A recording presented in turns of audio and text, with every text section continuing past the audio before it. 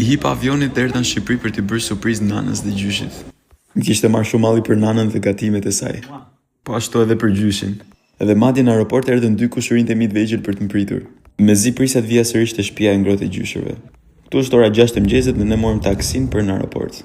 Nuk kisha fjetur gjithë natën si ata kalamajt e vegjël që mezi presin. Dhe kjo është pjesa ime e preferuar në aeroport dhe mos më thoni që nuk e bëni dhe ju, është të parfumoseni falas me këto parfumet. Dhe në fund fare nuk blej asgjë. Siç e kemi zakon në shqiptar që shkojmë 3 orë para në aeroport që të mos na ikë avioni, menduam të bënim një xhiro dhe blem disa dhurata për kushërinjtë e mi të vegjël. Morëm nga një briosh për mëngjes dhe kafe që të na hapeshin syt, se ishin pa gjumë. Tani është momenti që do futeshim në avion më në fund, mezi po prisja të shkonim në Shqipëri. Kjo nuk është reklam, po djemtë dhe vajzat e Wizz Air në Shqipëri ishin shumë sjellshëm dhe shumë të mirë.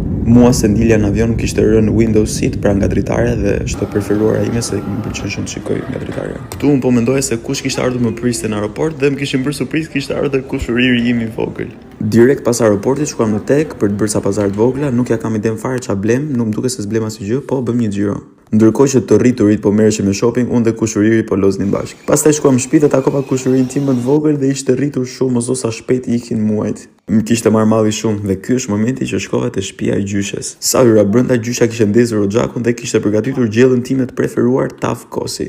Tani që kam ardhur në Shqipëri prisni se do gatuaj shumë receta. Shifem videon tjetër.